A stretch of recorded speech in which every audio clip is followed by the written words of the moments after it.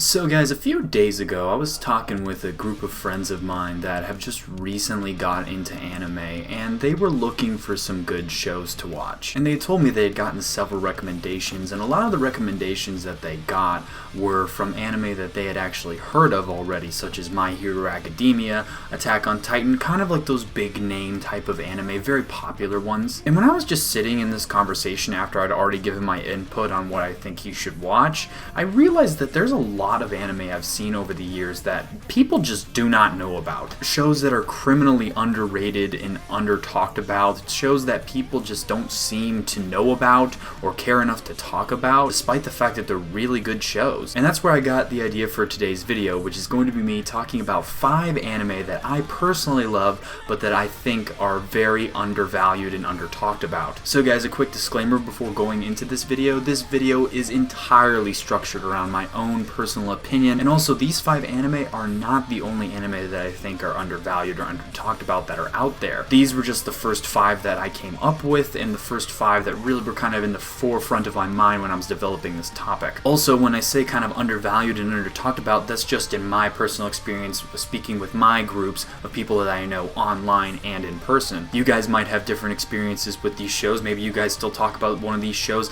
a lot and you can't stop hearing about it. But this is just my personal experience with each of these shows. So guys, please feel free to leave your own thoughts on what anime you think are undervalued in the comment section below, but just know going into this video that it's just my opinion. And another goal of this video is just maybe give you guys some anime recommendations for anime you might not have heard of and things that might sound like shows you'd want to watch. So with that being said, let's get on to the first anime in this list, and that is going to be Drifters. So Drifters is actually the most recent anime that I have on this list. The Drifters anime actually came out in 2016 and does have a season 2 being planned for the future. And I've actually talked about Drifters before on my channel when I was making my isekai tier list, and I said it's debatably my favorite isekai ever, and I stand by that decision. So yes, Drifters is an isekai show technically, but I promise it's a really different one. It's not the stereotypical generic ones that we see so much nowadays. So Drifters is about a group of historical figures from Earth's timeline that are transported to a fantasy world filled with elves and magic and dwarves and things like that. And there's these 2 gods that have chosen historical figures from our timeline to basically fight each other in this fantasy world in what's called a brand new world war. That's the phrasing they use in the show. Like, the actual title of the anime is Drifters Battle in a Brand New World War, which I think is really awesome. And so you have historical figures fighting on both sides of the conflict. On the one side, you have our good guys, and I'm using the air quotes for that because, you know, some of these people, they're not exactly like the most heroic types of people, but the ones who are kind of cast as the heroic team are known as the Drifters, whereas those that are kind of cast as the villains of the show are known as the Ends. And while there are numerous historical figures in this show, the story mainly revolves around 3 of them. And these are our main characters, being Toyohisa Shimatsu, Oda Nobunaga, and Nasu Suketaka Yoichi. We follow different groups of Drifters and Ends as well, and we kind of get the story broken up between these different groups, following them and seeing what they're doing as they inevitably cross paths with one another. So a little disclaimer before going into Drifters, this show is very violent. It's made by the same guys that made Hellsing Ultimate, and it's a Kota Hirano story, and you can definitely see that in the animation style and just the amount of violence that's in this show. But if you don't mind that, I think you're going to love this show. Also, if you're a fan of Japanese history like I am, you're going to get a really good kick out of this show because the main characters being from Japanese history. If you know more about it, it'll give you more context for the story. And I feel the reason I love this anime so much is because not only am I a history buff, but it's just a really good isekai, and that genre just has so many pieces of crap in it. It really stands out when one of them is very good and just has a good story, good characters, a good plot development. So that's why Drifter stands out so much to me, because in a genre loaded with so much generic crap, it's just amazing that we were able to get something this creative and this awesome. And that's why it blows my mind that not a whole lot of people know about this show. But I wanted to start with this one because out of all the anime on this list, this one is the most recent. So guys, if you're into history, action, fighting, isekai, stuff like that,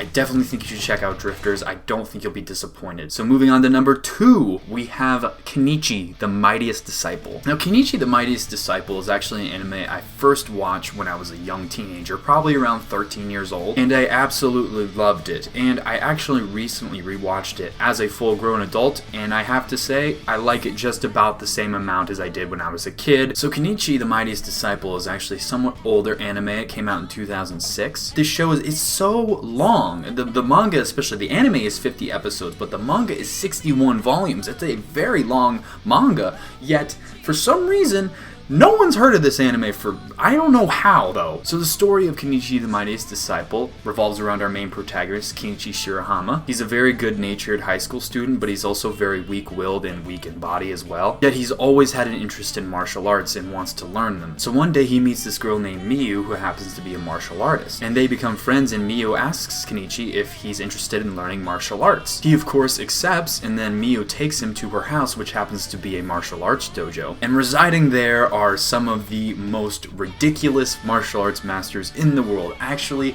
crazy, almost godlike level. This is definitely an anime where martial arts give you superpowers. Then again, that's pretty much every martial arts anime I've ever seen. Every master has like a different discipline of martial arts that they study, and they all decide to teach him in order to form history's mightiest disciple. So yes, it does kind of sound like a stereotypical underdog story, but the way they execute it is just really good. The greatest thing about this show is easily the characters. I absolutely adore the characters in the show, especially the martial arts masters. They're my favorite people in the show. I mean, the main characters, of course, being Kenichi and Miyu. They're both great characters. Kenichi is just maybe a little too shonen protagonist for me. He's just really, really like, I fight for my friends. That can sometimes come out a little too much in this, but every character in the show is at least somewhat enjoyable and is enjoyable to learn about, including the villains. But the plot synopsis I gave isn't really satisfactory because the story evolves greatly because it's such a long show. It's 50 episodes. But it would take way too long to explain it all to you. Just know that, you know, he ends up getting into a bunch of crazy situations because of him being involved in martial arts and him developing so fast. It really has Naruto vibes to it, and that's why I kind of got pulled in so much, because this was one of the first anime that I ended up watching. I was a little kid when I watched this. And while it is really, really extravagant and everything with how they do the martial arts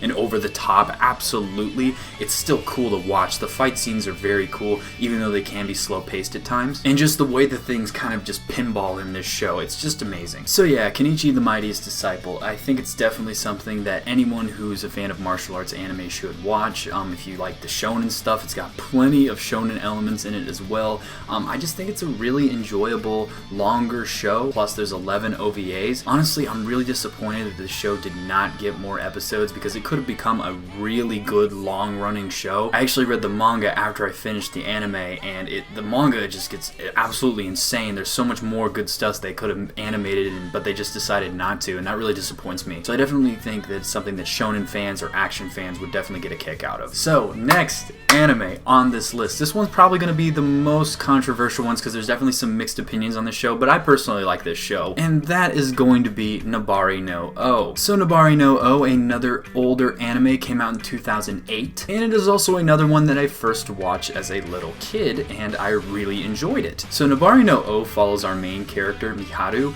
as he's introduced to the world of Nabari, which is kind of just the world of ninjas. It's a ninja-based anime. And you can't talk about ninja anime without comparing it to Naruto. Now, while it is true that I think this show is not well known and is not talked about very much at all, from what I have found on it, a lot of people like comparing the show to Naruto. So the basic gist of the plot is that Miharu is a modern-day Japanese student who's pulled into the world of Nabari due to the fact that he holds what's known as the Shinra Bansho, which is a scroll that contains powerful secret arts in the ninja world. And various factions and various groups in the ninja world want to take a hold of him, either kill him or bring them over to his side because he has that secret, and various conflicts arise from this. So going back to this show being compared to Naruto because it revolves around ninjas, it takes an entirely different approach to ninjas than it does in Naruto. First off, the main key difference is that this show takes place in modern day. It's not in some fantasy fictional world. Secondly, the show has a much darker tone than Naruto. It's a more serious, complex tone. Also, there's much less of a focus on action. They focus more on kind of like drama and character development in this show, and that's both a good and a bad thing. You know, I first started this show and I was expecting some crazy ninja stuff and, you know, everything like that, and there is action and fighting in this show. However, that's not the main focus. The main focus is on kind of like like these relationships that form between the characters, both on the good and bad sides. And as you progress through the show, you see that there's a lot of different characters that are very morally gray and complicated. Now, I'd be lying to you if I didn't say that there weren't some parallels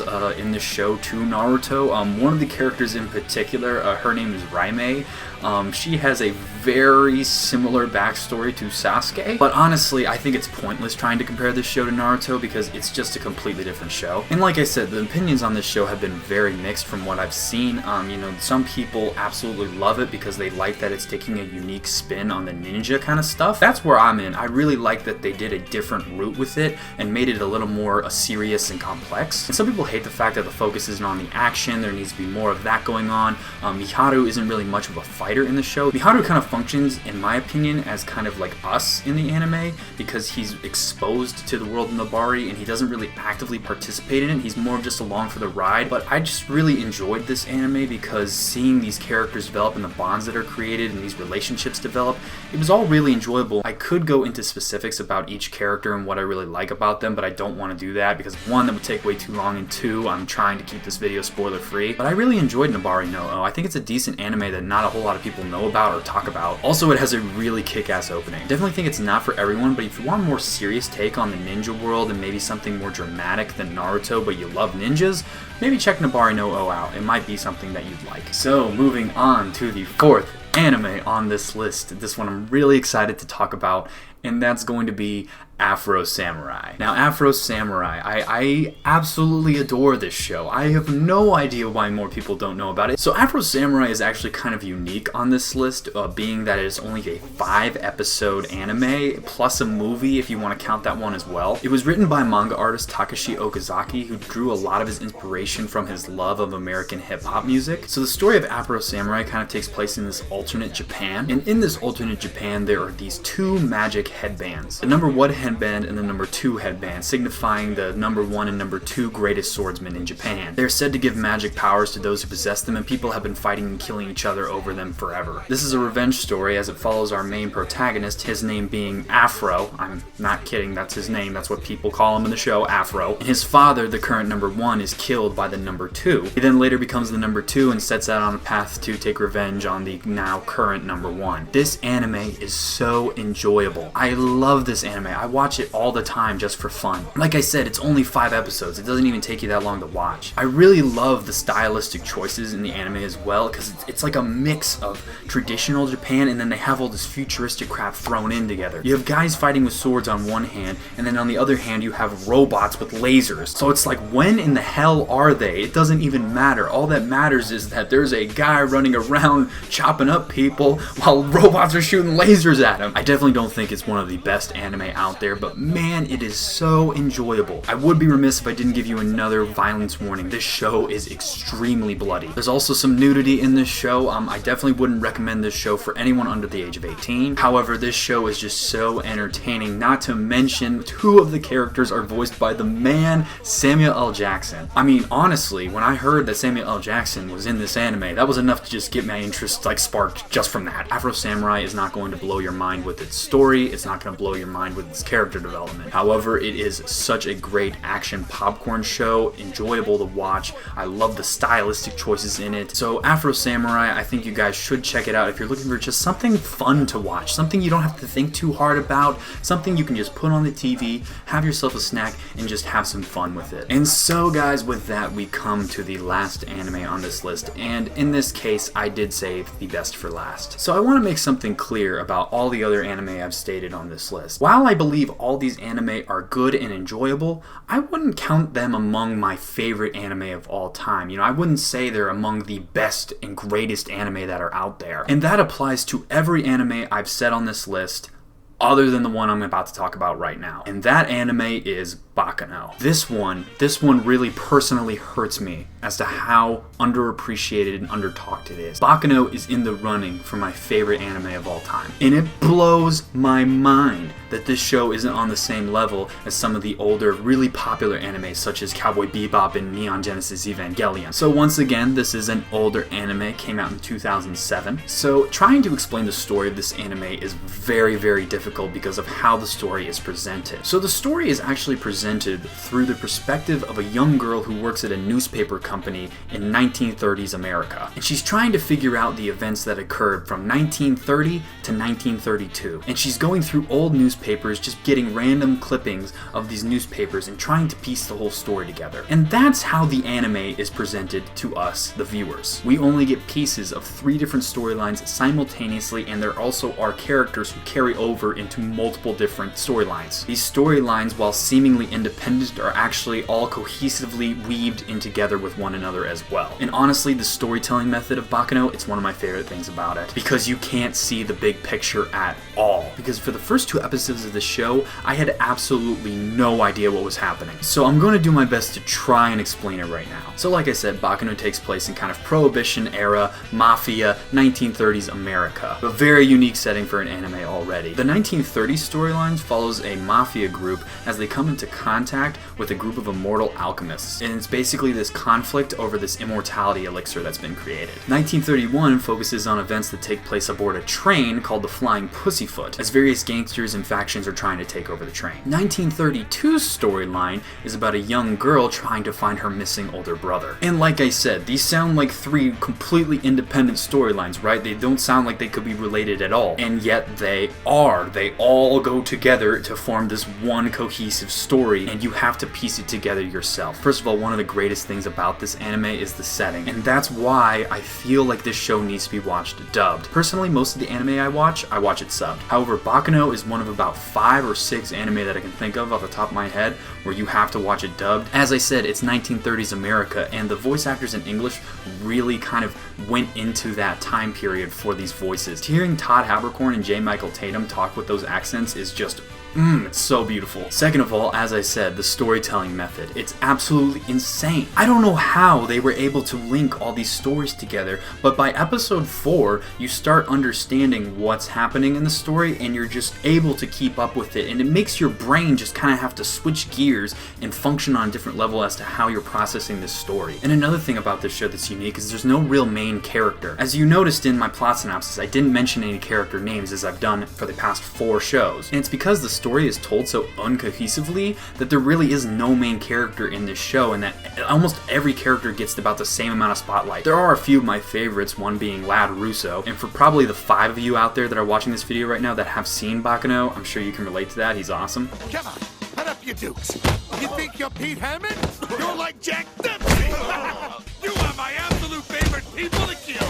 You are so beautifully amazed when you die, especially when I squish your brains between my fingers like I'm making sausage! But I love that you get all these different viewpoints and you don't know who to focus on. I think the uniqueness of this anime is one of its greatest aspects. Baccano is only 13 episodes plus 3 OVAs, and honestly, it doesn't really have a conclusive ending. However, they actually address that in the show with dialogue amongst the characters, which I thought was kind of neat as to address the problem like, hey, this story isn't really actually over. It's a very short anime, and honestly, I think it's a crime that this anime is so short, but I'm being serious, guys. I believe Baccano to be one of the greatest anime ever made. I think everyone needs to watch it at least once. Once again, another disclaimer about violence. Extremely violent show.